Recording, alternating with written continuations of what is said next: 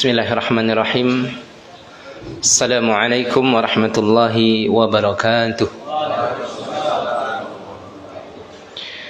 Innal hamdalillah nahmaduhu wa nasta'inuhu wa nastaghfiruh wa na'udzu billahi min shururi anfusina wa min sayyiati a'malina. May yahdihillahu fala mudilla lahu wa may yudlil fala hadiya lahu. Asyhadu an la ilaha illallah wahdahu la syarika lah wa asyhadu anna Muhammadan abduhu wa rasuluh la nabiyya wa la rasula ba'dah. Allahumma salli wa sallim wa barik ala nabiyyina Muhammadin wa ala alihi wa ashabihi wa man tabi'ahum bi ihsanin ila yaumil qiyamah. Amma ba'd. Hadirin dan hadirat, bapak-bapak dan ibu-ibu jamaah salat subuh yang mudah-mudahan senantiasa dirahmati Allah Subhanahu wa ta'ala. Marilah pada kesempatan pagi hari ini kita kembali memanjatkan puja dan puji syukur kita kehadirat Allah Subhanahu wa ta'ala atas segala nikmat yang diberikan kepada kita semuanya. Nikmat berupa kesehatan, kesempatan, wabil khusus adalah nikmatul Islam wal iman. Nikmat yang sangat besar sekali Bapak Ibu, di mana Islam dan iman merupakan syarat mutlak seseorang mendapatkan ridha dan surga Allah Subhanahu wa taala. Rasulullah sallallahu alaihi wasallam menyampaikan annahu la yadkhulul jannata illa nafsu muslimah.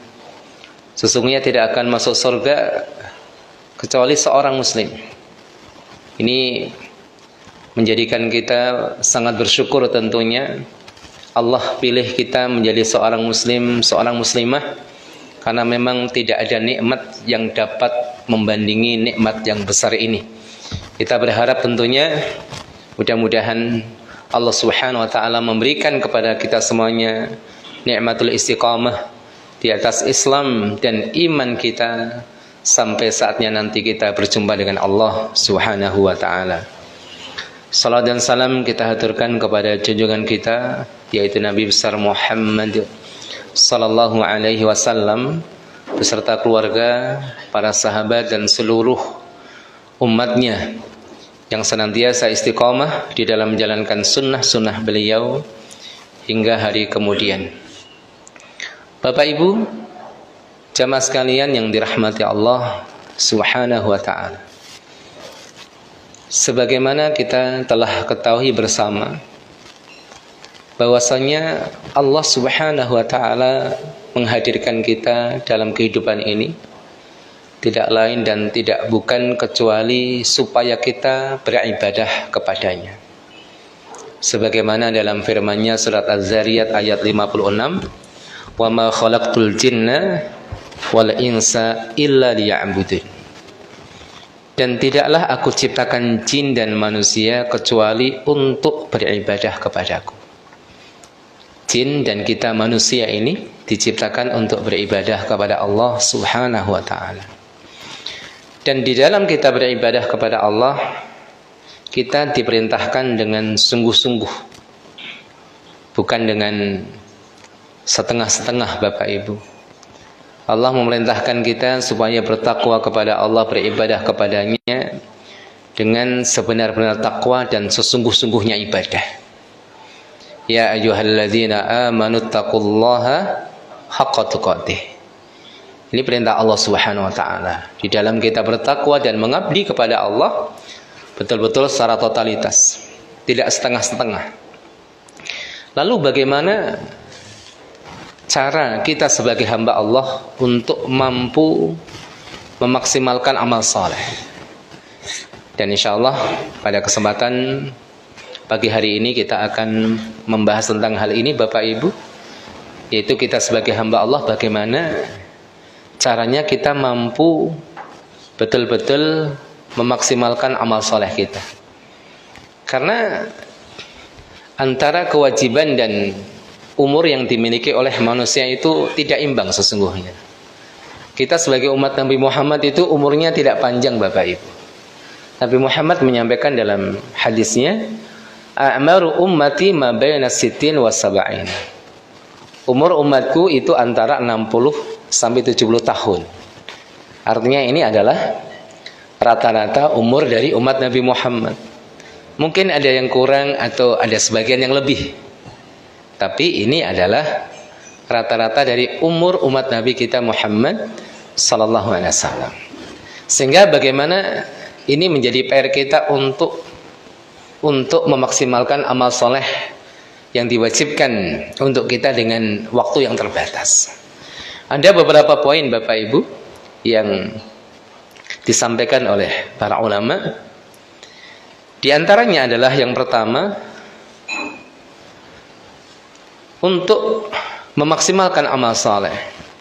Prinsip yang pertama adalah al-mubadarah ilal a'malis salihah. Yang pertama adalah bagaimana kita bersegera dalam amal saleh dan tidak menunda-nundanya. Ini prinsip yang pertama Bapak Ibu. Bagaimana kita bersegera dalam memenuhi panggilan Allah Subhanahu wa taala dan tidak menunda-nundanya. Ini cara yang pertama untuk bagaimana kita bisa memaksimalkan amal saleh. Dan ini dicontohkan oleh mereka orang-orang saleh dari kalangan para nabi, para sahabat ya. Disebutkan dalam firman Allah surat Thaha ayat 84, yaitu perkataan Musa ketika dipanggil oleh Allah untuk berangkat ke Bukit Tursina guna menerima wahyu Allah berupa kitab Taurat. Nabi Musa mengatakan wa'ajiltu ilaika rabbi litarda. Dan aku bersegera menujumu ya Allah supaya engkau ridho. Sehingga kalau kita perhatikan Bapak Ibu dalam amal saleh itu ternyata tingkatannya berbeda-beda. Sehingga disebutkan dalam sebuah hadis, pernah suatu saat Ibnu Mas'ud bertanya kepada Rasulullah sallallahu alaihi wasallam, "Ya Rasulullah, wahai Rasulullah, ayyul a'mali ahabbu ilallah?" Amal apakah yang paling dicintai oleh Allah? Rasulullah sallallahu alaihi wasallam menjawab, as-salatu ala waqtiha. Salat di awal waktunya. Nah, di sini Masya Allah, sehingga dapat kita pahami Bapak Ibu, sama-sama salat namun berbeda nilainya. Makanya para sahabat selaku murid-murid Rasulullah sallallahu alaihi wasallam betul-betul mempraktekkan akan hal ini. Ketika turun firman Allah yang memerintahkan akan sesuatu atau melarang sesuatu, mereka langsung menyambut seruan tersebut. Sehingga pernah kita dapatkan Bapak Ibu, itu suatu saat di rumahnya Abu Talha, para sahabat sedang minum-minum khamr. Karena memang khamr itu pada zaman Nabi tidak diharamkan sekaligus, namun bertahap. Sampai pada akhirnya turunlah ayat yang mengharamkan secara final. Ya ayyuhalladzina amanu innamal khamru wal maisiru wal ansabu wal azlamu rijsun. Ya, khamr itu haram. Datanglah seorang utusan ke rumah Abu Talha yang sedang ramai minum khamr. Disampaikan bahwasanya khamr telah diharamkan, sudah turun ayat yang mengharamkan khamr. Apa yang terjadi Bapak Ibu? Mereka langsung membuang, menumpahkan khamr-khamr yang ada di kendi-kendi mereka, di bejana-bejana mereka. Bahkan disebutkan dalam sebuah riwayat, jalan-jalan di kota Madinah pada waktu itu banjir dengan khamr. Sampai kejadian tersebut menjadikan para ahli fikih berpandangan, sebagian ahli fikih berpandangan bahwa khamr itu tidak najis, haram diminum tapi tidak najis. Kenapa? Karena andikan najis, khamr itu akan dibuang di tempat yang khusus supaya tidak mengenai kaki-kaki jamaah yang berangkat ke masjid. Walaupun sebagian ulama juga memandang bahwa khamr selain haram juga najis. Ala kulli hal, ada hikmah yang besar di mana para sahabat ketika mendengar suruhan Allah langsung bersegera, tidak menunda-nunda. Ya, disimpan dulu, ini untuk kenangan ya. Tidak seperti itu ternyata. Ya, karena ada sebagian kaum muslimin itu, saya pernah bertamu, ya, ada botol-botol minuman keras dari luar negeri yang harganya mahal. Ya tidak dibuka sih Pak, tapi kayaknya kok bangga gitu kan ya. Oh, ini dari Jerman Ustadz ya, dari Jerman ya. Jadi mameri Ustadznya gitu. Harganya disebutkan juga Pak, Masya Allah. Tapi ternyata para sahabat luar biasa bagaimana merespon daripada suruhan Allah dan Rasulnya. Kemudian Bapak Ibu juga mungkin yang sudah berangkat ke Tanah Suci pernah ziarah ke Masjid Qiblatain. Masjid yang punya 2 kiblat ya Pak. Itu sejarahnya adalah perpindahan kiblat pada waktu sholat Pak. Dalam beberapa hadis kalau kita kaji, turunnya ayat yang memerintahkan Nabi untuk berpindah kiblat dari Baitul Maqdis ke Masjidil Haram. Itu awal salat menghadap Masjidil Haram itu salat asar. Di Masjid Nabawi sudah dilakukan seperti itu, salat asar, maghrib dan isya. Di Masjid Qiblatain itu di wilayah Kuba ya, masih di Madinah, kabar belum sampai Pak.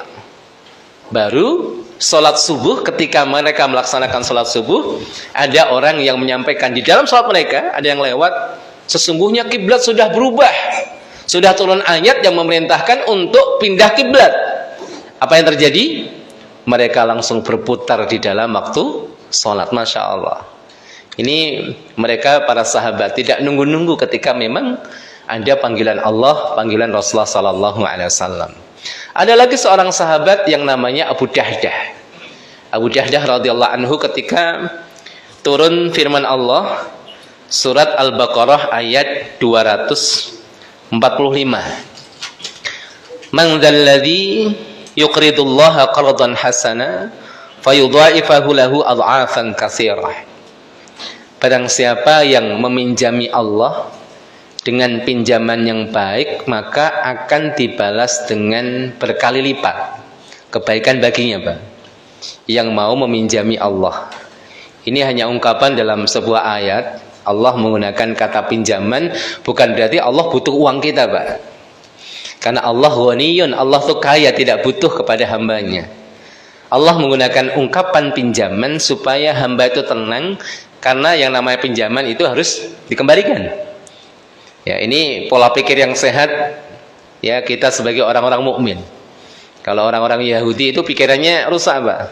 Ya, Allah meminjam berarti Allah fakir. Ini kan rusak. Makanya tidak ada pengikut para nabi yang paling kurang ajar kepada Allah dibandingkan Yahudi. Ini tipikal orang Yahudi. Orang-orang mukmin, Masya Allah. Maka Bapak Ibu kalau membaca hadis-hadis Nabi, antara pengikut setia Nabi Musa dan pengikut setia Nabi Muhammad itu beda jauh Pak. Beda jauh. Makanya Bapak Ibu dirahmati Allah, kita akan dapatkan bagaimana Bani Israel itu sering merendahkan nabinya, padahal itu dilakukan oleh orang-orang pilihan. Nabi Musa alaihissalam itu seorang nabi, dan memang salah satu ciri khas nabi itu pemalu Pak. Pemalu, ciri nabi itu pemalu. Disebutkan dalam hadis arba'atun min sunnatil mursalin, ada 4 hal yang merupakan sunnah para nabi. Al-haya, di antaranya rasa malu, at-ta'atur, suka pakai minyak wangi, ya as-siwak, pakai siwak, an-nikah, menikah para nabi. Maka para ulama mengatakan semua nabi itu menikah, termasuk Nabi Isa. Kalau belum menikah waktu itu, nanti di akhir zaman ketika turun pasti menikah, karena ini sunnah para nabi. Ya, jadi salah satu sifat karakter para nabi itu malu. Dan pada syariat Nabi Musa itu orang itu boleh melihat aurat temannya Pak, maka mereka itu biasanya mandinya bareng-bareng. Tapi Nabi Musa itu enggak mau mandi bareng. Apa kemudian komentar orang-orang Bani Israel? Mereka mengatakan Nabi Musa itu kulitnya bermasalah. Malah dia mengatakan yang jorok Pak, itu mohon maaf itu apanya besar gitu ya. Itu saya nggak tega bacanya itu kan. Itu diucapkan oleh mereka para pengikut Nabi. Tapi itu tidak menjadikan Nabi Musa kemudian pamer badannya, tidak. Tetap mandi sendirian, dilepas pakaiannya dalam keadaan ya tidak berpakaian, mandi dengan izin Allah. Batu di mana pakaiannya itu diletakkan di atasnya itu lari Pak, membawa kabur pakaiannya. Nabi Musa cemas, ini pakaian saya dibawa kabur. bangkit dari tempat mandinya, dikejar itu batu yang bawa pakainya itu. Pada waktu itulah Bani Israel melihat tubuhnya Nabi Musa. Memang hikmahnya supaya Bani Israel melihat kesempurnaan ciptaan Allah pada nabinya. Ya, itu. Oh, ternyata Nabi Musa enggak masalah ini Bani Israel. Sampai Abu Hurairah radhiyallahu anhu menyampaikan dalam hadisnya, sungguh aku melihat bekas pukulan Nabi Musa pada batu tersebut. Berarti Abu Hurairah mendapatkan batu tersebut ya, ada bekas pukulan Nabi Musa. Nabi Musa itu kuat ya Pak, batu dipukul ada bekas. Masya Allah. Barakallahu fikum Bapak Ibu yang dirahmati oleh Allah Subhanahu Wa Taala. Kembali pada cerita Abu Dahdah. Ketika turun ayat tersebut, kemudian beliau datang kepada Nabi Muhammad Sallallahu Alaihi Wasallam dan berkata kepada beliau, ya Rasulullah, julurkan tanganmu. Kemudian Rasulullah menjulurkan tangannya, dijabat oleh Abu Dahdah. Abu Dahdah radhiyallahu anhu mengatakan, ya Rasulullah, saksikan aku ingin meminjamkan kebunku kepada Allah, yaitu sebuah kebun kurma yang berisi 600 pohon kurma, Pak. Masya Allah. Itu satu pohon kurma itu hasilnya besar. Pada tahun 2011-2012 itu saya bincang-bincang dengan pengelola korma. Itu hasil dalam setahun satu pohon korma itu minimal 10 juta. Itu minimal Pak, tahun itu. Tinggal ngalikan 600 saja Pak. Semua dipinjamkan untuk Allah. Dan tidak berhenti di situ, dia pulang ya ke kebunnya dan mengatakan kepada istrinya, wahai istriku, keluarlah dari kebun ini karena kebun ini sudah milik Allah. Istrinya istri solehah Pak. Akhirnya berkata kepada anak-anaknya, wahai anak-anakku, ayo keluar dari kebun. Keluarkan tamar-tamar kalian dari kantong kalian. Bahkan ada tamar yang di mulut anaknya suruh ini ya, lepaskan. Karena sungguh kebun ini sudah kita pinjamkan untuk Allah Subhanahu Wa Taala. Ini adalah mereka para sahabat ridwanullah alaihim ajma'in, generasi terbaik umat ini, yang betul-betul mereka berlomba-lomba untuk mendapatkan kebaikan. Pernah suatu saat Rasulullah Sallallahu Alaihi Wasallam menyampaikan dalam hadisnya yang panjang, mengabarkan ada 70.000 orang dari umat ini yang masuk surga tanpa hisab, tanpa azab. Kemudian berdirilah Uqasyah bin Mihsan, ya Rasulullah, doakan aku termasuk bagian mereka. Apa kata Rasulullah? Anta minhum, kamu termasuk bagian daripada mereka. Kemudian berdiri lagi seseorang, ya Rasulullah, doakan aku supaya menjadi bagian daripada mereka. Apa jawab Rasulullah? Sabaqaka biha Uqasyah, Uqasyah telah mendahulimu. Jadi Masya Allah, terkadang kesempatan itu tidak terulang ya Bapak Ibu. Ini seorang sahabat Uqasyah bin Mihsan mendengar kabar dari Nabi, langsung minta kepada Rasulullah Sallallahu Alaihi Wasallam untuk dijadikan bagian daripada orang-orang masuk surga tanpa hisab, tanpa azab. Karena orang masuk surga itu kan bertingkat-tingkat Pak. Ada orang yang istimewa masuk surga langsung tanpa hisab, tanpa azab. Nggak ditanya itu amal-amalnya, nggak ditanya kalau ada dosa sudah diampuni, tidak ditanya. Ada orang masuk surga tapi melalui hisab, ditanya oleh Allah, hari ini melakukan ini, ya hari itu melakukan itu, ditanya oleh Allah Subhanahu Wa Taala. Dan hisab ini ada dua, ada hisaban asira, ada hisaban yasira. Ada hisab yang mudah, ada hisab yang sulit. Disebutkan dalam hadis, man nuqisha fil hisabi udzib. Kalau orang itu didetailkan dalam hisabnya, itu tanda-tanda dia akan mendapatkan siksa Pak. Maka kita minta kepada Allah, andaikan dihisab hisab yang mudah, tidak ditanya dari A sampai Z. Wah itu ribet Pak, ribet banget itu. Tapi hisab yang yasir. Kemudian ada orang-orang mukmin yang masuk surga tetapi mampir dulu. Wah ini jadi masalah. Maka Bapak Ibu kalau minta kepada Allah, disempurnakan doanya. Ya Allah, masukkan hamba ke dalam surga tanpa hisab, tanpa azab. Karena kalau hanya minta surga itu ada potensi orang mampir dulu. Ini jadi masalah. Karena seorang muslim yang tidak rusak Islamnya pasti masuk surga. Cuma kapan masuknya jadi masalah. Disebutkan dalam hadis Imam Muslim, ada orang yang masuk neraka dan keluar terakhir kali dari neraka dan menjadi orang yang terakhir masuk surga. Disebutkan dalam hadis tersebut siapa? Rajulun, laki-laki, Pak. Ini yang laki-laki ketar-ketir ini kan gitu. Ya, yang ibu-ibu aman. Tetapi ada hadis yang lain di mana disebutkan kebanyakan penduduk neraka adalah emak-emak. Ini jadi masalah lagi. Seorang laki-laki yang keluar terakhir dari neraka minta sama Allah, ya Allah palingkan wajahku dari neraka. Trauma, Pak. Dipalingkan oleh Allah menghadap ke arah surga. Dia bilang, ya Allah nggak minta yang lain, yang penting nggak lihat neraka lagi dah. Udah kapok pokoknya. Melihat tempat yang menarik, kemudian minta kepada Allah, ya Allah dekatkan aku ke tempat itu dan jangan jadikan hamba sebagai hambamu yang paling celaka. Ya katanya nggak minta yang lain gitu kan. Ya ini anak Adam seperti ini, Pak. Didekatkan ke tempat menuju surga, akhirnya dia mendengar suara-suara yang indah. Ya, riang riuh suara penduduk surga, akhirnya minta kepada Allah supaya dimasukkan ke dalam surga. Kata Allah, kenapa kamu kok minta lagi sesuatu yang lain? Katanya tidak mau minta lagi sesuatu yang lain. Ya Allah, jangan jadikan hambamu ini hamba yang paling celaka.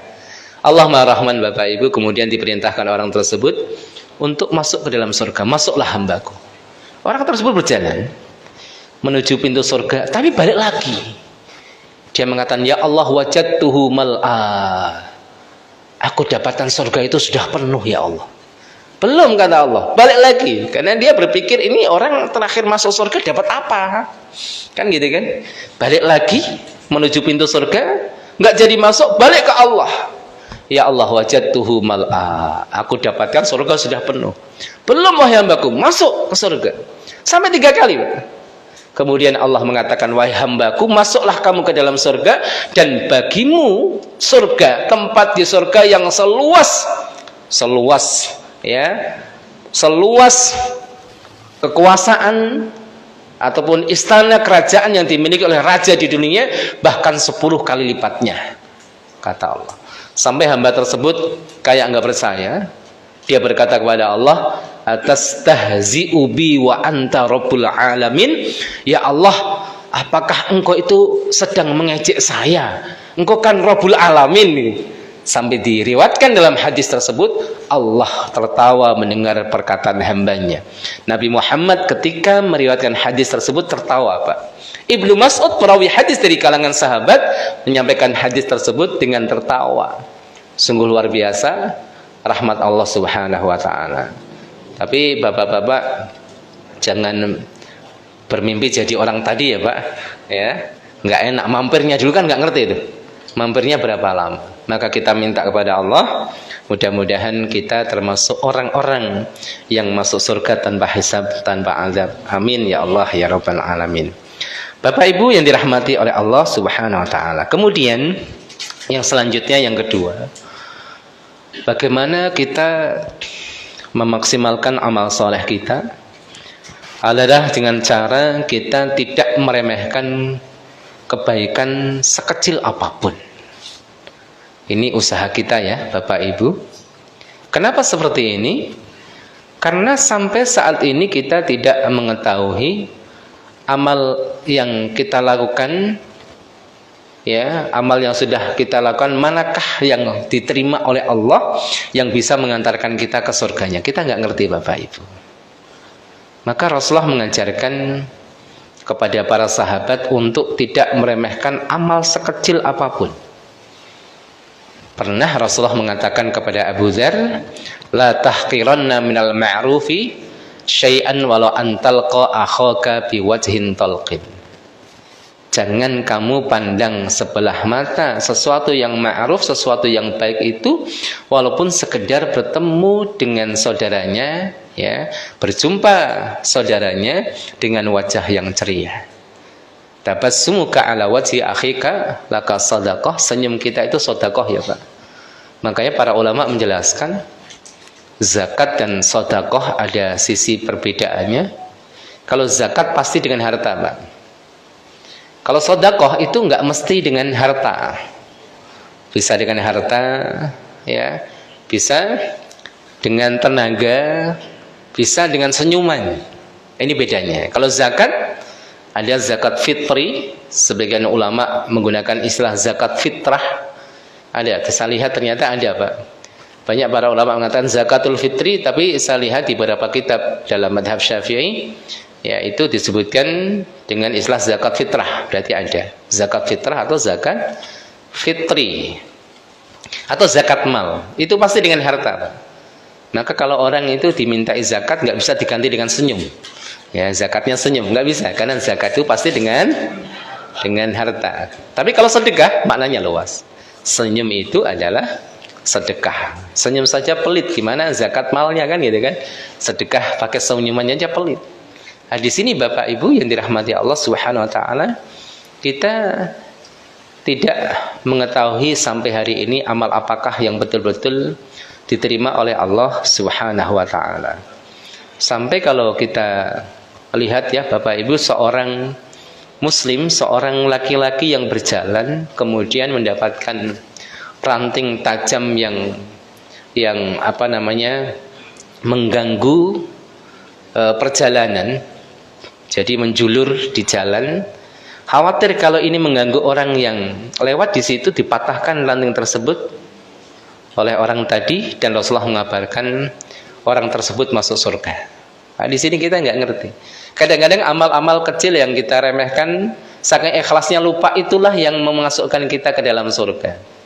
Ya, berjalan di satu tempat ada orang minta kita kasih 2.000 Pak. Soalnya kalau kita infak 2.000 minta surga tuh malu sebetulnya kan gitu kan. Rumah di dunia aja mahal itu. Ya, apalagi di Jakarta kan itu Pak. Ini 2.000 mintanya surga Firdaus, itu kan kadang kok ya nggak imbang gitu.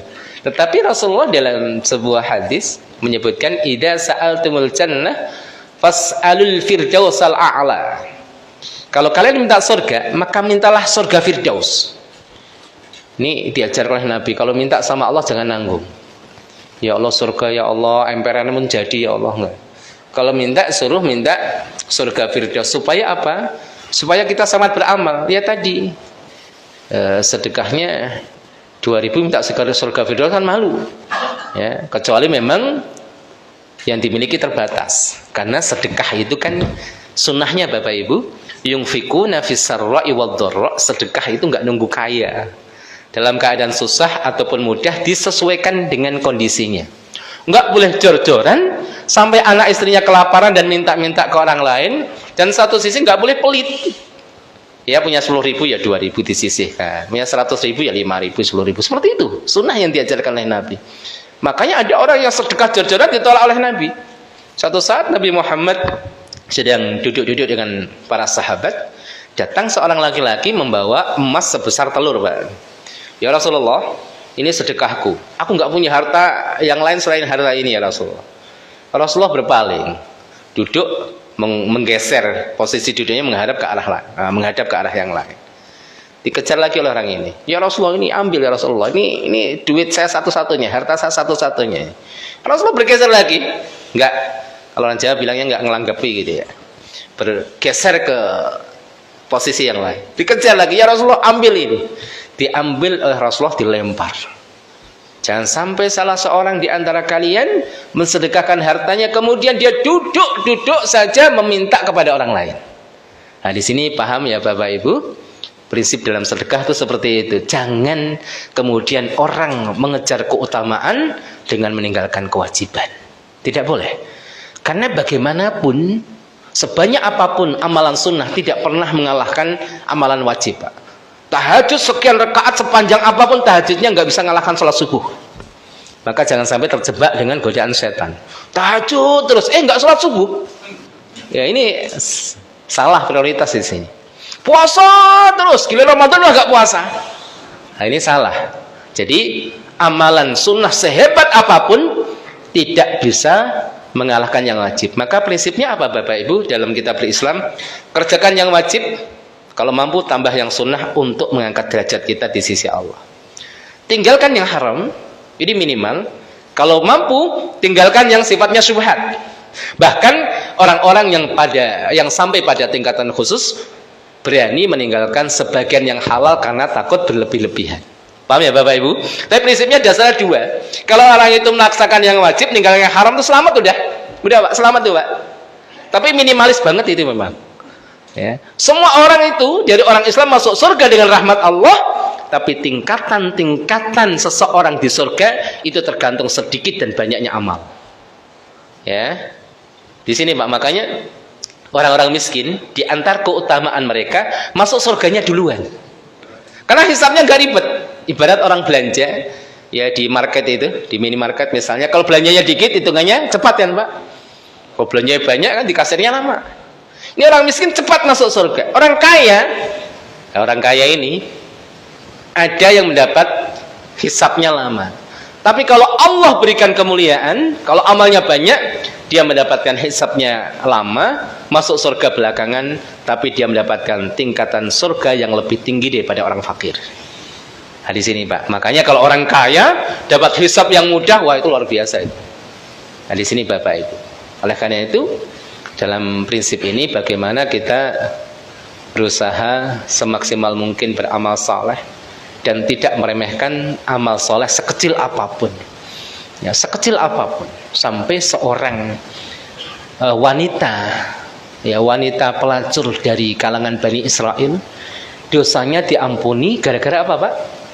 Memberikan minum kepada seekor anjing. Saya coba menggali hadis tersebut. Maknanya apa?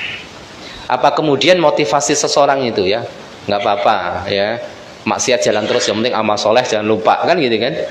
Ini prinsip yang keliru ya. Kalau disengaja tidak boleh. Jadi wanita tersebut memberikan minum dengan ikhlas, diampuni dosanya bukan karena taubat Pak.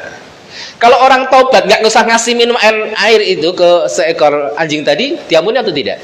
Kalau taubat diampuni. Tapi masalahnya dia itu diampuni disebutkan oleh Rasulullah dengan memberikan air minum pada seekor anjing tersebut. Tapi bukan berarti hadis ini mengajarkan kepada kita untuk sengaja tidak bertaubat. Nah, seperti ini. Tetapi hadis tersebut mengabarkan bagaimana keutamaan amal soleh seseorang terkadang itu mengalahkan dosa-dosa besar. Di sini Bapak Ibu. Makanya Masya Allah kita itu berusaha untuk bagaimana beramal soleh, walaupun mungkin kecil, dianggap remeh. Sekali lagi kita nggak ngerti amal manakah yang sudah kita laksanakan yang mampu mengantarkan kita ke ridho Allah dan ke surganya yang mulia. Kemudian yang ketiga Bapak Ibu yang dirahmati Allah, prinsip yang ketiga adalah idrakul fawat. Di dalam kita memaksimalkan amal soleh, caranya adalah dengan mengejar ketertinggalan Pak. Mengejar ketertinggalan. Sehingga Allah Subhanahu wa ta'ala jadikan waktu di dalam kehidupan kita itu tidak satu warna. Allah jadikan untuk kita ada waktu malam, ada waktu siang. Para ulama menjelaskan di antara hikmah adanya pergantian siang dan malam supaya orang mampu mengejar ketertinggalan di dalam ibadah kepada Allah. Orang yang tertinggal ibadah di malam hari dikejar di waktu siang hari. Orang yang siang harinya sibuk terus, ini bapak-bapak yang masih kerja kan sibuk terus. Baca Quran 1 juz ya susah itu Pak. Baca Quran 1 juz itu susah karena sibuk. Maka dikejar ketertinggalan tersebut di malam hari. Ini dipraktekkan oleh Rasul Bapak Ibu. Ibunda Aisyah radhiyallahu anha mengatakan pernah suatu saat Rasulullah itu sakit sampai beliau tidak sholat malam. Rasulullah tidak sholat malam, kemudian di siang harinya di waktu duha beliau sholat sebanyak 12 rakaat. Ya, 12 rakaat. Rasulullah Shallallahu Alaihi Wasallam itu mengqadha'nya di siang hari, Pak. Makanya orang-orang yang biasa melaksanakan sholat di malam hari kemudian tertinggal itu boleh diqadha' di siang hari. Orang yang biasa sholat witir tertinggal sholat witir bisa diqadha' di siang hari. bisa dikodok langsung ba'da subuh, atau dikodok nanti menunggu setelah syuruk. Para ulama menjelaskan sholat witir yang tertinggal ketika dikodok di siang hari di waktu duha itu dengan cara menggenapkannya, Pak, karena tidak ada sholat ganjil di siang hari. Ini pendapat sebagian ulama. Bapak ibu biasa sholat witir 3 rakaat, maka kalau dikodok di siang hari jadi 4 rakaat, caranya 2 rakaat salam, 2 rakaat salam. Ini bagi siapa yang biasa melakukan. Kalau yang tidak biasa melakukan nggak usah dikodok. Ya jam 8 apa? Sholat witir. Ya, nggak pernah sholat witir, sekali sholat witir jam 8. Ya itu mengubah waktu. Nah di sini Rasulullah pernah sholat di waktu duha 12 rakaat. Sehingga kalau kita kaji secara fikih, para ulama punya beberapa pandangan tentang sholat duha. Ada yang mengatakan sholat duha itu nggak ada, kecuali bagi orang yang tidak sholat malam, maka laksanakan sholat duha, sholat di waktu duha. Sehingga Syekh Muhammad Al-Utsaimin mengatakan sholat duha itu mirip sholat malam, rakaatnya tidak terbatas. 2 rakaat salam, 2 rakaat salam sebanyak mungkin. Sholatul laili masna masna. Sedangkan disebutkan dalam hadis oleh Bunda Aisyah, Rasulullah itu tidak menambah rakaat, yaitu jumlahnya 11 rakaat baik di Ramadan ataupun di luar Ramadan. Itu maksudnya adalah rakaat yang sering dilakukan oleh Rasulullah. Karena ada hadis yang lain Rasulullah 13 rakaat salat. Ada yang mengatakan sholat 11 rakaat itu maksudnya adalah sholat witir. Ada yang mengatakan sholat witir itu maksimal berapa rakaat, Pak? 11 rakaat maksimal, Pak. 1 rakaat. Yang penting ganjil kan? 1, 3, 5, 7, 9, 11. Dengan tata cara yang disampaikan oleh Rasulullah. Kalau rakaatnya banyak paling enak 2-2, Pak. 2 rakaat, 2 rakaat, 2 rakaat, 2 rakaat, terakhir 1 rakaat. 11 rakaat. Ya, ada ulama yang mengatakan yang dimaksud oleh perkataan Ibunda Aisyah, Rasulullah salat itu tidak lebih daripada 11 rakaat baik di luar Ramadan atau dalam Ramadan, maksudnya salat witir. Ya, ada yang berpandangan seperti itu. Artinya kita dalam memahami Islam tidak boleh memakai dalil sifatnya parsial. Kita kumpulkan seluruh dalil. Ya, jangan sampai satu dalil kita ambil seakan-akan tidak ada dalil yang lain. Nah di situ sholat duha juga sebagian ulama mengatakan sholat sunnah yang tidak terbatas rakaatnya, 2 rakaat salam, 2 rakaat salam, 2 rakaat salam semampunya. Ada yang mengatakan 8 rakaat, ada yang mengatakan 12 rakaat. Ini perbedaan para ulama. Ya minimal 2 rakaat ya Pak. Sholat sunnah dilakukan pada waktu duha, walaupun sebagian ulama mengatakan tidak ada sholat duha itu sebagai sholat sunnah khusus, dengan alasan Rasulullah sholat ya pada waktu itu karena beliau meninggalkan sholat sunnah di malam hari. Tapi pendapat yang kuat bahwasanya sholat duha itu sholat sunnah yang khusus boleh dilaksanakan terus menerus oleh seseorang pada waktu duha. Waktunya adalah awal waktunya itu waktu syuruk, Pak. Terbit matahari tidak langsung, mungkin 10 atau 15 menit ketika matahari muncul, karena ketika matahari muncul itu masih waktu terlarang. Sehingga di masjid misalnya waktu syuruk atau tulu itu disesuaikan apakah jadwal itu betul-betul ketika matahari terbit atau sudah disesuaikan. Kalau belum disesuaikan berarti dari waktu syuruk itu nunggu 10 atau 15 menit, agak tinggi sedikit baru boleh sholat syuruk. Ya, ada sebagian ulama sholat syuruk itu tidak ada, itu adalah sholat duha di awal waktu. Itu pendapat ulama. Semakin kita banyak membaca, semakin berlapang dada ya Pak, insyaallah. Waktu awal duha, yaitu waktu syuruk itu sendiri, diakhiri sesaat sebelum duhur. Sesaat sebelum duhur. Karena duhur itu waktunya ketika matahari bergeser ke arah barat, bayangan ke arah timur. Sedikit aja itu sudah masuk. Ada waktu di mana tidak ada bayangan kanan dan kiri, Pak. Nah, di situ waktu istiwa dan tidak boleh melaksanakan salat. Maka sesaat sebelum duhur, 10 menit, 15 menit sebelum duhur itu habis salat duha. Dan waktu yang paling afdal mungkin kalau diperkirakan berdasarkan hadis mungkin jam 10 setengah 11, Pak. Atau mungkin setengah 10 lah. Digambarkan dalam hadis ketika anak onta mulai kepanasan. Ya. Mungkin jam 10 lah ya. Setengah 10, jam 10, setengah 11. Itu waktu terbaik salat duha, disebutkan dalam hadis disebut sebagai salat awwabin, yaitu kembalinya orang untuk salat kepada Allah ketika sudah memulai aktivitas kerjanya. Jadi nggak harus nunggu zuhur sholat, tapi sudah setengah main istirahatnya orang mukmin itu sholat. Ya. Kalau kita orang akhir zaman itu biasanya habis sholat capek ya Pak. Ya, kalau dulu zaman awal Rasulullah itu mengatakan pada Bilal, ya Bilal, kum arihna bis shalah, wahai Bilal, ayo berdiri, kita jadikan rehat kita di dalam sholat. Makanya termasuk sunnah ketika safar, orang nggak langsung masuk rumah, mampir masjid sholat 2 rakaat. Sunnah yang sering ditinggalkan untuk melepas lelah. Bahkan disunahkan kita bersih-bersih dulu, bersiwak, masuk menemui istri sudah siap. Dan sunnahnya nelpon istri dulu Pak, jangan surprise, kaget istrinya belum siap-siap.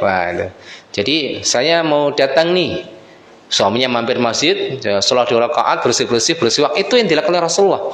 Tidak pernah menjumpai istrinya kecuali dalam keadaan sudah bersiwak. Masya Allah. Jadi Rasulullah melepaskan lelahnya di dalam sholat. Nah, kalau kita Pak, Pak kenapa Pak? Aduh capek. Kenapa? Habis tarawih kan gitu kan? Capeknya habis sholat. Kalau orang dulu capeknya hilang ketika sholat. Inilah mabayna sama wa sumber minyak kan. Para sahabat dan kita ini insan-insan yang hidup di akhir zaman. Jadi mengejar ketertinggalan. Sehingga suatu saat pernah Umar bin Khattab itu sholat sekian rakaat di waktu duha, ditanya, wahai Sayyidina Umar, aku lihat engkau melakukan sesuatu yang engkau tidak lakukan sebelumnya. Apa kata Sayyidina Umar? Tertinggal olehku kebiasaan ibadahku di malam hari dan aku ingin mengqadha'nya. Kemudian beliau membaca firman Allah surat Al-Furqan ayat 62, wa huwallazi ja'ala al-laila wan nahara khilfatan liman arada ay yadzakkara aw arada syukura. Allah yang menjadikan siang dan malam silih berganti, khilfatan bagi siapa? Bagi orang yang mau zikir kepadanya. Kalau kita lalai di siang hari ya jangan lalai di malam hari ya Pak.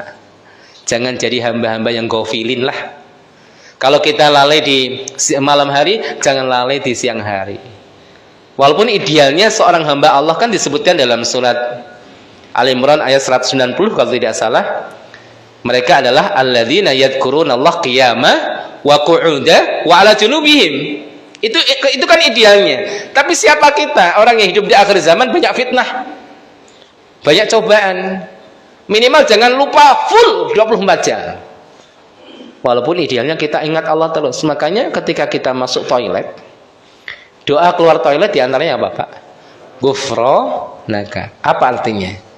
Ya Allah ampunanmu. Para ulama menjelaskan apa korelasinya keluar toilet dengan minta ampunan.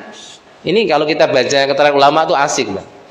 Ada yang mengatakan ya korelasinya itu antara dohir dan batin itu sangat erat. Secara dohir orang keluar kotoran Mbak, dan dosa itu kotoran atau tidak? Maka mudah-mudahan keluar kotoran dari kita itu dua-duanya, kotoran dohir dan kotoran batin, komplit itu ya. Ada ulama yang menjelaskan sesungguhnya itu adalah isyarat supaya kita mendapatkan ampunan dari Allah. Karena ketika kita di dalam sana di toilet tidak boleh zikir secara lisan, terputus saat-saat zikir, maka kita minta ampun ya Allah. Ya Allah, seakan-akan kita mengatakan pada Allah, ya Allah, sesaat yang lalu saya tidak bisa zikir kepadamu, ampuni hamba ya. Masya Allah. Makanya di situ Bapak Ibu ya, pergantian siang dan malam sebagai sinyal supaya kita mengejar ketertinggalan. Oleh karena itu kita mendapatkan beberapa ajaran dalam syariat itu filosofinya adalah bagaimana kita mengejar ketertinggalan. Ketika kita sholat lupa misalnya ada sujud sahwi. Ada orang yang melanggar dalam syariat sumpah atau apa, ada kafarat. Ada orang tua yang sudah tidak mampu puasa maka ada fidyah. Ini filosofinya supaya kita mengejar ketertinggalan. Ya, waktu Allah berikan itu semuanya kita kejar ketertinggalan sampai nyawa seseorang hingga di kerongkongannya Pak. Jadi nggak ada istilah ada Ustaz udah tua mau belajar gimana kan gitu kan.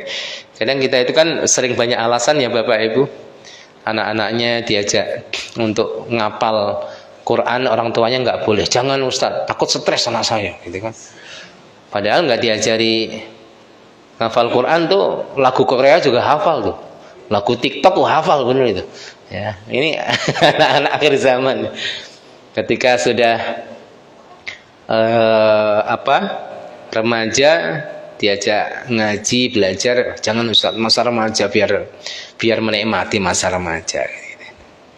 Kemudian habis remaja selesai masa sekolah, selesai masa kerja diajak belajar, apa alasannya? Sibuk nanti kalau sudah selesai kerja. Udah selesai kerja pensiun diajak ngaji, alasan pegel Ustaz encok gitu kan. Ya sampai kapan?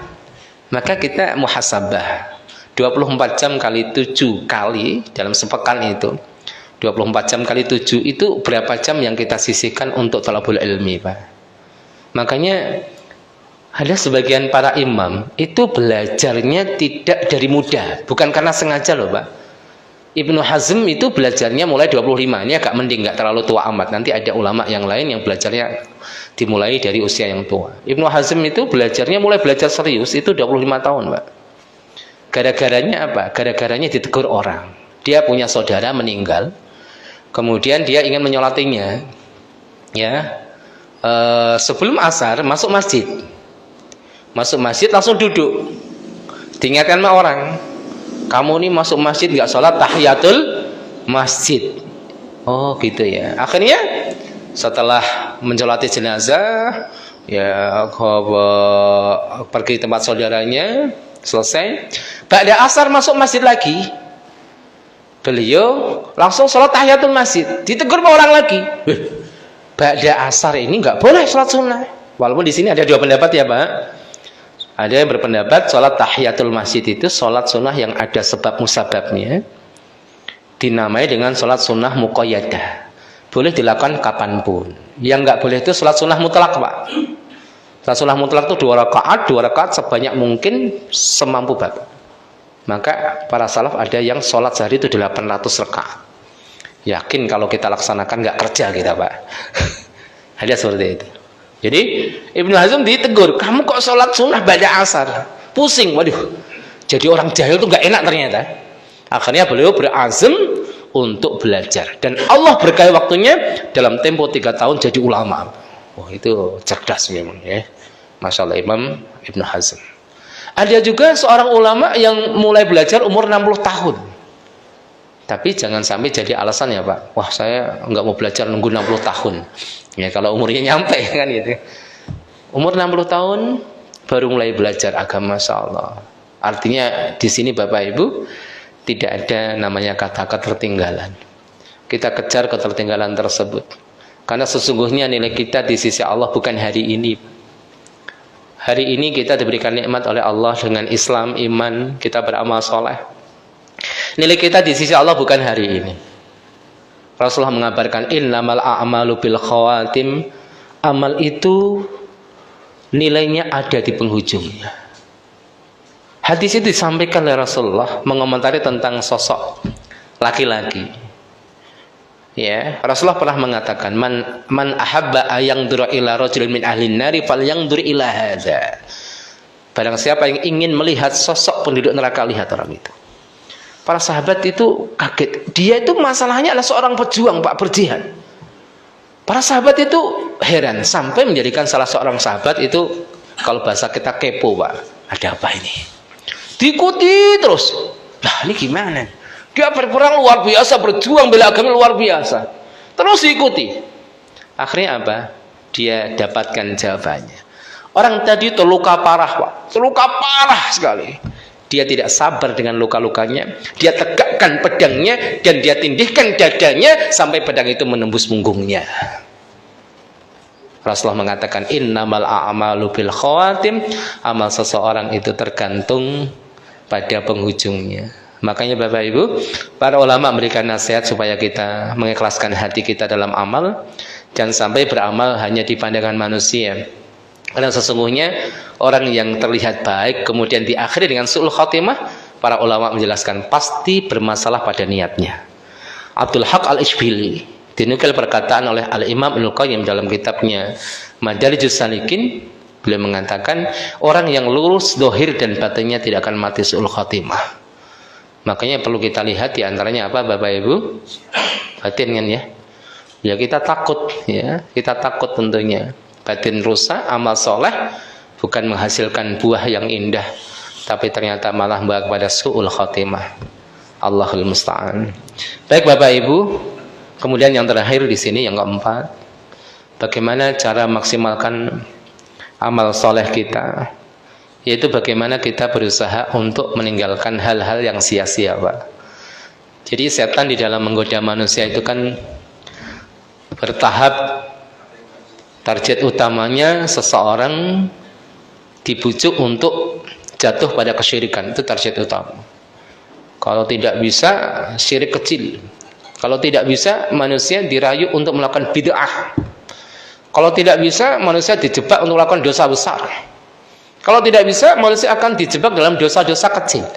Kalau tidak bisa, minimal manusia disibukkan dengan hal-hal yang tidak bermanfaat, sehingga waktunya terbuang. Makanya di antara kita maksimalkan waktu kita meninggalkan hal-hal yang sia-sia, Bapak Ibu. Hal-hal yang sia-sia itu bentuknya sangat banyak sekali, yang mana oleh Al-Imam Ibnul Qayyim, beliau mencoba meringkasnya. Sekian juta hal yang tidak bermanfaat, beliau ringkas dalam kitabnya Al-Fawaid menjadi 10 bagian saja. Tapi ini kita tidak kupas secara rinci, saya sampaikan saja Bapak Ibu poin-poinnya. Beliau mengatakan asyaratu asya'a dha'i'atun la yantafi'u biha. 10 hal yang tidak bermanfaat, yang tidak bisa diambil manfaatnya oleh pemiliknya. Yang pertama, ilmun la yu'malu bihi, ilmu yang tidak diamalkan. Yang kedua, amalun la ikhlasa fihi wa laqtida. Yang kedua, amal yang tidak ada keikhlasan dan tidak mengikuti contoh dari Nabi. Yang ketiga, wa malun la yunfaqu minhu, dan harta yang tidak diinfakkan. Kayak di sini Masya Allah. Bedakan antara harta dan rezeki, ya Pak. Rasulullah mengabarkan dalam hadis, rezeki kita itu cuma 3. Ya, yang lain itu disebut kasab, hasil usaha.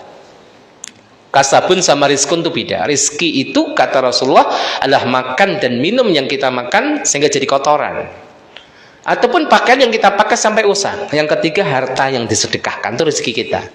Kalau yang lain itu disebut kasabun, ya, kasab, hasil usaha. Maka uang kita yang ada di deposito atau apa yang kita tabung, itu rezekinya Pak? Belum, itu kasab aja, hasil usaha. Rezeki apa Pak?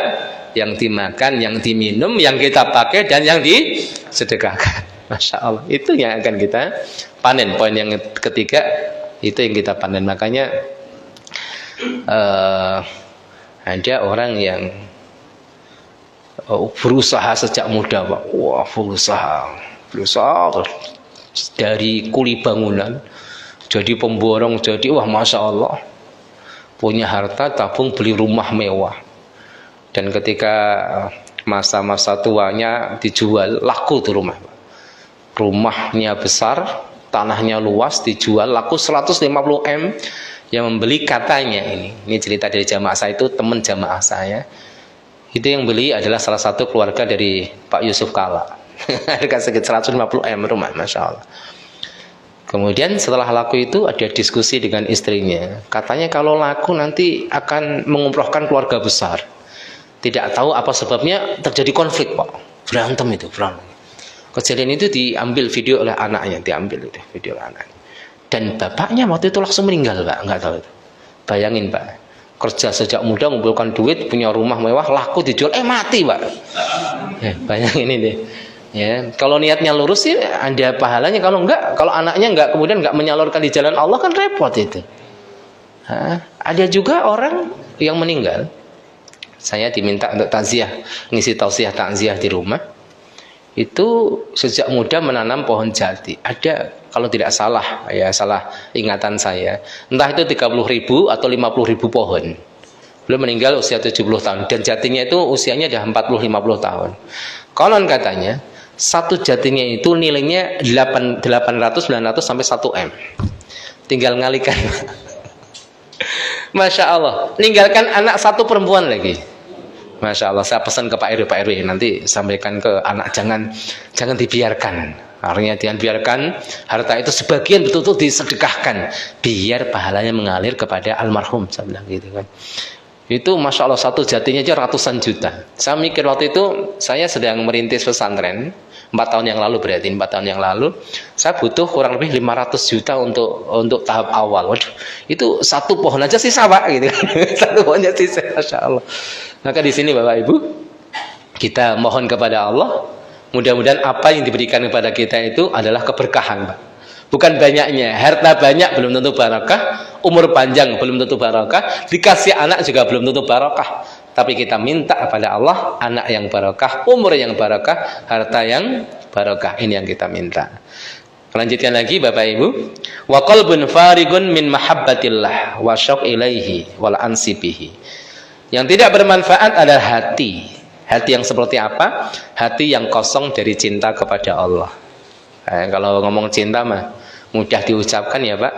Tapi betapa seringnya hati kita itu mengkhianati cinta kita kepada Allah. Karena cintanya mentok di bibir.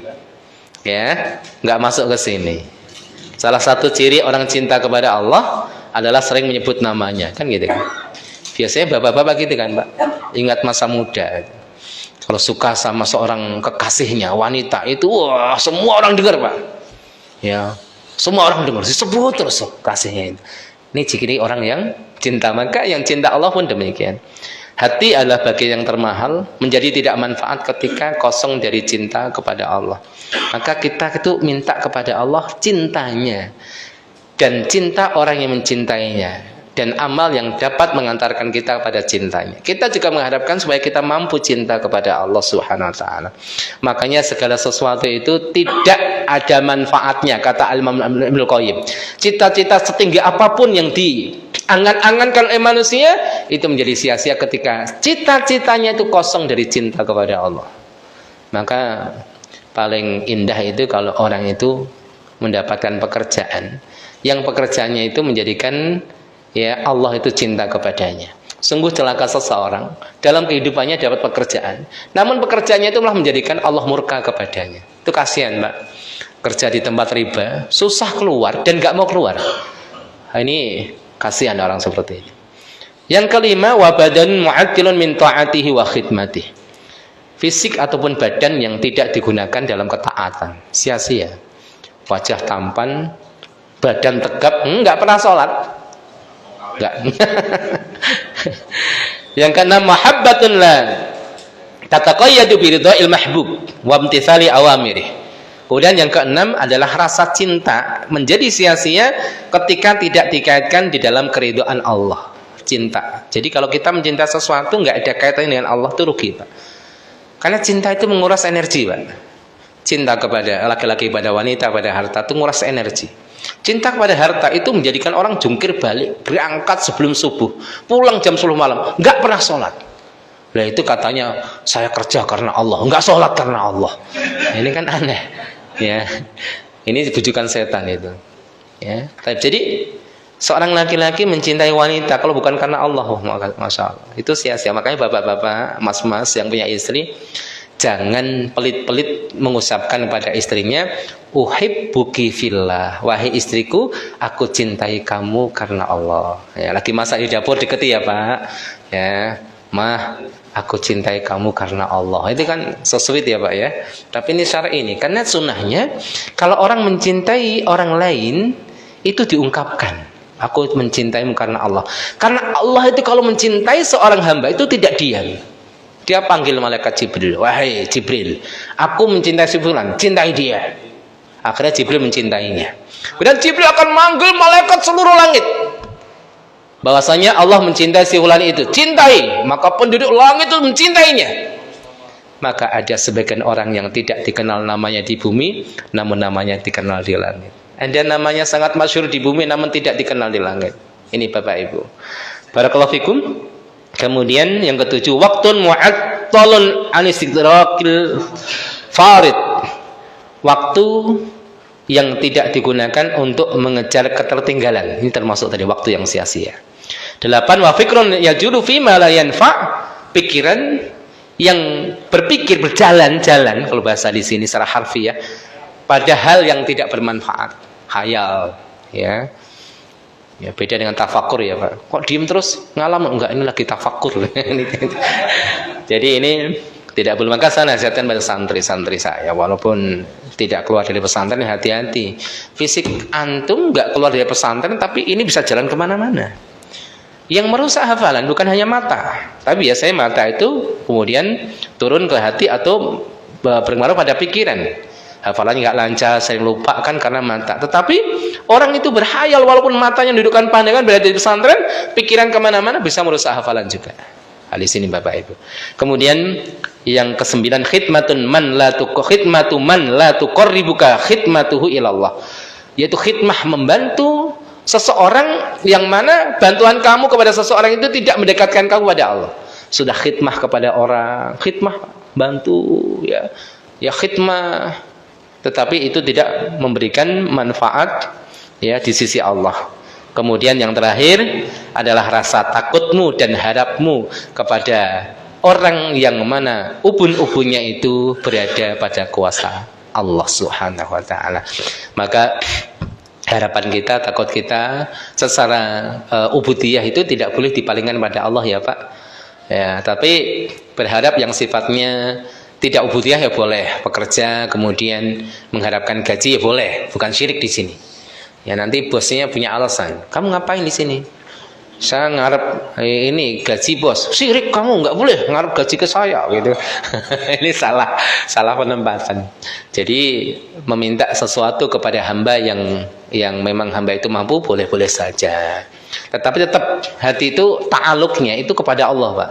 Walaupun dia itu gajinya dari bos, tapi ta'aluk itu ikatan, keterkaitan hatinya itu pada Allah. Saya bilang ke staf pesantren ya, misalnya ada nih pengumpulan donasi, minta ke orang tangan boleh, minta ke orang untuk pesantren, tapi jangan minta orang untuk kantong sendiri. Nah, saya kalau minta ke pesantren kan nggak malu untuk pesantren, tapi nggak boleh orang minta untuk dirinya sendiri, sedangkan kita mampu Pak. Haram hukumnya Pak, haram hukumnya. Minta-minta sebagai profesi, untuk profesi ya Pak, itu haram. Tapi kalau minta ya sekedar ya minta saja bercandaan dalam itu nggak apa-apa. Walaupun dalam artikel kadang-kadang nggak boleh orang tuh minta-minta. Misalnya ada temannya safar, nanti jangan lupa oleh-olehnya ya. Nggak boleh, itu pakai hadis tentang hukum meminta-minta, nggak pas Pak. Rasulullah juga kadang minta pada sahabatnya. Para sahabat itu pernah terdampar di pantai, ada ikan paus gede dimakan sebulan nggak habis. Itu halal apa haram? Para sahabat yakin ini ikan hewan laut. Sampai pada Rasulullah, tanya pada Rasulullah, Rasulullah mengatakan, ya itu boleh. Mana bagian saya nih? Rasulullah minta apa enggak nih? Minta enggak? Tapi bukan minta-minta untuk satu profesi. Ini harus dibedakan. Maka enggak masalah kita mengatakan pada teman kita, gajian nih kapan interaktif sambil bercanda, enggak masalah. Yang tidak boleh minta-minta untuk profesi sedangkan dia punya harta Pak. Kalau dia miskin betul nggak punya duit, nggak usah makan, halal minta-minta. Tapi kalau dia ada untuk makan bahkan kaya Pak. Makanya nyesek tuh saya lihat liputan di sebuah televisi, ada bapak-bapak pengemis itu kalau ngemis diantar sopir pribadi Pak. Diantar sopir pribadi, rumahnya 2 atau 3 ya, tabungannya banyak. Yang paling nyesek ini paling bapak-bapak dia nyesek, istrinya 2, kalah bapak-bapak.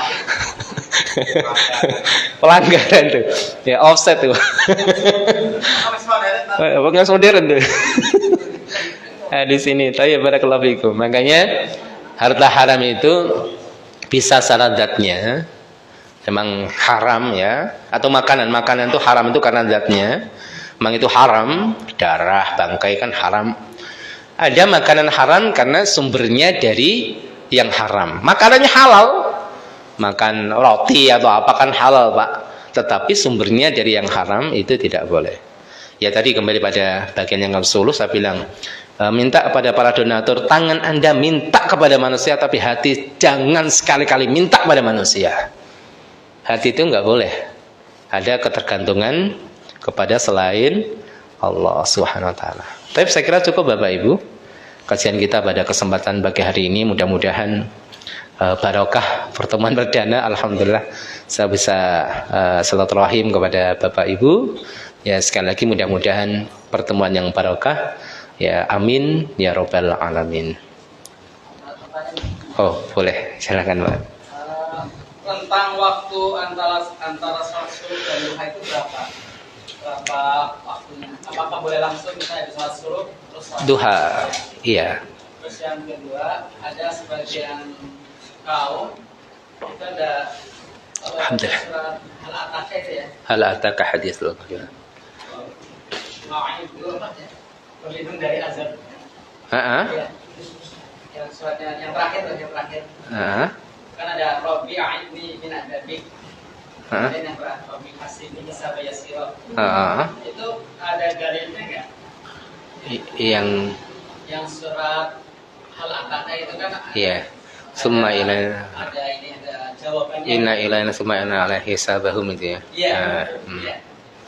Bolehkah berdoa di sholat waktu sholat? Iya. Oh iya, Pak. Doa di sela-sela sholat ya. Inna ilaina yang summa inna ya. Inna alaina hisabus. Ya, baik. Jadi ada firman Allah, mereka kembali pada kami dan sungguhnya ya mereka itu hisabnya atas kami ya di akhir Al-Qasih. Satu-satu kita jawab Bapak Ibu. Waktu sholat duha dengan sholat syuruk itu sambung karena waktu sholat duha itu waktunya awal sholat syuruk itu.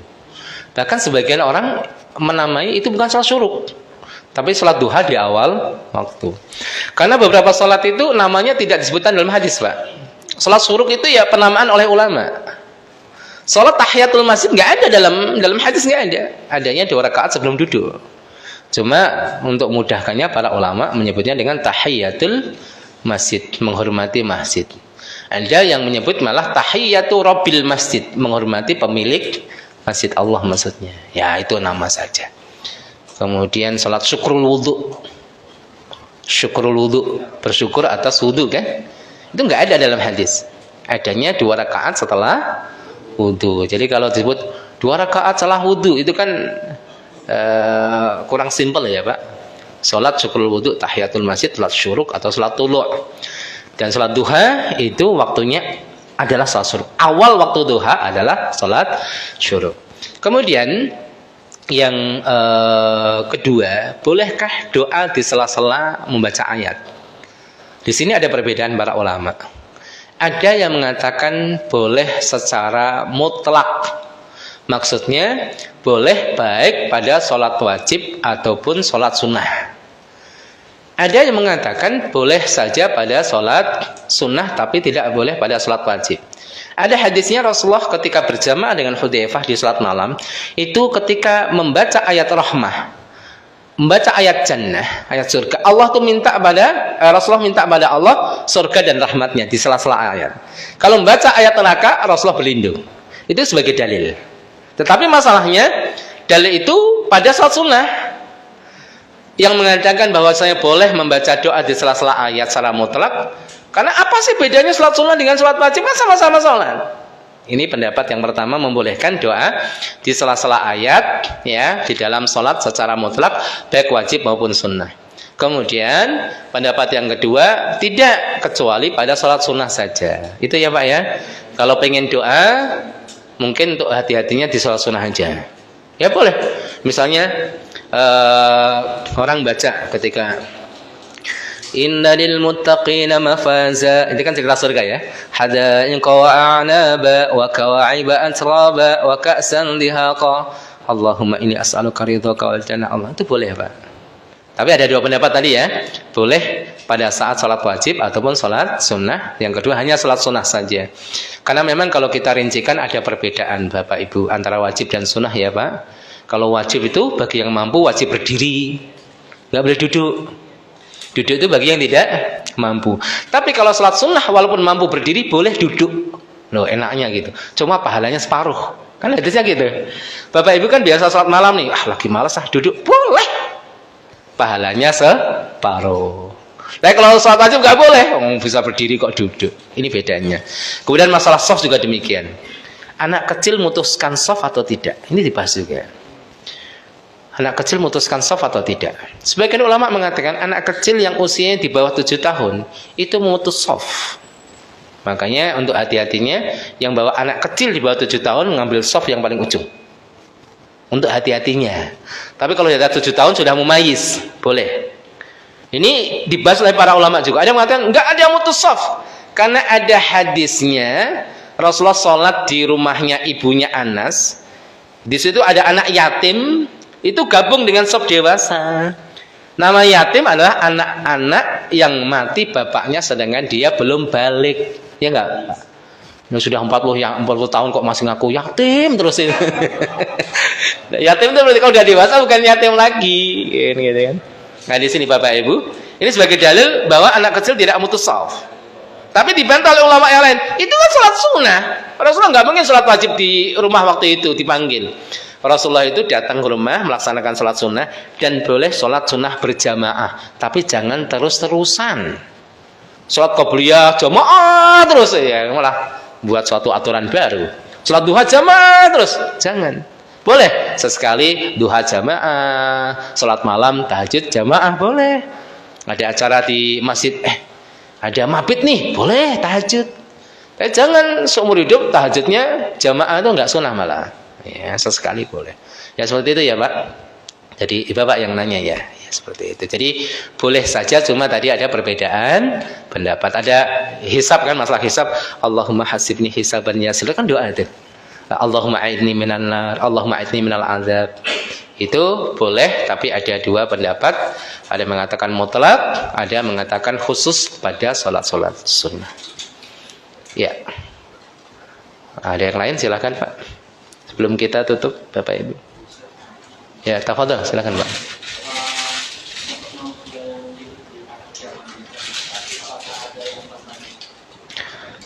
Itu rahasia Allah Pak. Mudah-mudahan. Jadi orang yang hidup di akhir zaman banyak fitnah. Kalau soleh itu, itu masya Allah. Walaupun nggak bisa menyamai sahabat, ya minimal ngejar belakangnya kan gitu kan. Ada 70.000 orang masuk surga tanpa hisab. Ada hadis yang lain, tapi saya jarang sampaikan hadis ini. Ya biar orang semangat. Kalau sampaikan hadis ini takutnya malah kurang semangat. Ada hadis yang sahih, wa'adani rabbi, kata Rasulullah, Rabbku menjanjikan kepadaku untuk umatku masuk surga, 70.000 orang masuk surga tanpa hisab, tanpa azab, dan setiap 1.000 orang membawa 70.000 orang. Wah, mudah-mudahan kita termasuk ya Pak ya. Ya, kalau nggak masuk 70.000 itu minimal yang dibawa itu loh. Lumayan itu. Bisa hitung-hitung nanti Pak. 70.000 orang. Kemudian setiap 1.000 orang bawa 70.000 orang. Ada lafal hadis setiap satu orang bawa 70.000 orang, tapi hadisnya dhaif, lemah. Lafal yang sahih setiap 1.000 orang membawa 70.000 orang, lumayan Pak. Mudah-mudahan kita termasuk. Kalau memastikan kita nggak bisa ya Pak ya, kecuali ada khobar. Ya. Sama orang-orang pendahulu kita itu tuh kita nggak bisa memastikan. Makanya ketika Rasulullah mengabarkan hadis tersebut, Rasulullah masuk rumah, para sahabat langsung diskusi, siapa mereka? Mungkin orang yang lahir langsung Islam lah, nggak jumpai zaman jahiliyah, gitu kan? Oh mungkin mereka ini dan itu. Pada diskusi, Pak, Rasulullah keluar. Akhirnya menjelaskan siapa mereka? Mereka adalah la yastarqun, wala yaktawun, wala yatatayyarun, wa ala rabbihim yatawakkalun. Ini cirinya, Pak. Nggak disebutkan personalnya. Kecuali Ukasyah tadi itu sudah dikabarkan oleh Nabi, sedangkan yang lain belum dikabarkan. Ya seperti itu. Jadi sifat-sifatnya tidak minta ruqyah. Tidak minta ruqyah ini, kalau minta ruqyahnya nggak syar'i, udah pasti itu nggak boleh. Kalau ruqyahnya syar'i, bolehkah minta ruqyah? Ada dua pendapat. Ada yang mengatakan nggak boleh, makruh hukumnya minta ruqyah walaupun syar'i. Tapi Al-Imam An-Nawawi mengatakan boleh. Hadis itu sifatnya khusus, yaitu orang yang minta ruqyah yang tidak syar'i. Ya, itu pendapat para ulama. Layak tahun tidak melakukan pengobatan dengan sistem kai, besi yang dipanaskan dicoskan. Tapi ulama seperti Al-Imam Ibnu Qayyim mengatakan, menyimpulkan dari banyak hadis itu tingkatannya makruh saja, tidak sampai haram. Karena ada hadis Rasulullah memerintahkan, ya, Rasulullah mendiamkan, Rasulullah melarangkan, gitu kan, harus dipadukan semuanya. Kemudian yang ketiga, tatoyur, tidak menganggap sial sesuatu yang tidak ada hadisnya, Pak. Baik tempat, waktu, atau benda. Tidak boleh menganggap sial bulan-bulan tertentu, hari-hari tertentu. Jumat Kliwon itu benar-benar. Malam Jumat itu malam yang mulia, Pak. Yang mati di hari Jumat, ya, orang yang mati di malam Jumat atau di hari Jumat itu dapat keutamaan. Di antaranya ada hadisnya, itu tidak ditanya di alam kubur, selamat dari fitnah kubur. Ada hadisnya, ternyata sahih. Kalau pengen tidak ditanya di alam kubur, nggak ditanya man rabbuka, ini salah satunya mati di hari Jumat. Siapkan mati di malam Jumat atau di hari Jumat. Nah, tontonan hari ini kalau malam Jumat itu identik dengan yang mistik, yang magis gitu. Ya, kalau film horor itu paling seru diputer malam Jumat plus kliwon lagi udah. Makanya anak-anak kita ini ada film horor yang lagi rame itu saya nggak mau iklankan lah, ikut iklankan nanti. Ya. Ala kuliah itulah kondisinya. Itu ya, Pak. Jadi Rasulullah hanya menyebutkan sifat, yang dapat bocoran baru satu, siapa? Uqasyah bin Mihsan. Yang lain ini juga alhamdulillah kalau Rasulullah menyampaikan ini sudah diborong sahabat, kita lemes lah. Jumlah sahabat berapa? Ada yang mengatakan 119.000, ada yang mengatakan 60.000. Kenapa berbeda? Karena perbedaan dalam definisi oleh para ulama. Kalau ulama fikih itu ketat, Pak. Sahabat itu tidak hanya bertemu Nabi, tapi duduk dengan Nabi, meriwayatkan hadis-hadis Nabi minimal 2 tahun. Kalau cuma ketemu sekali langsung pulang ke kaumnya, bukan sahabat ini.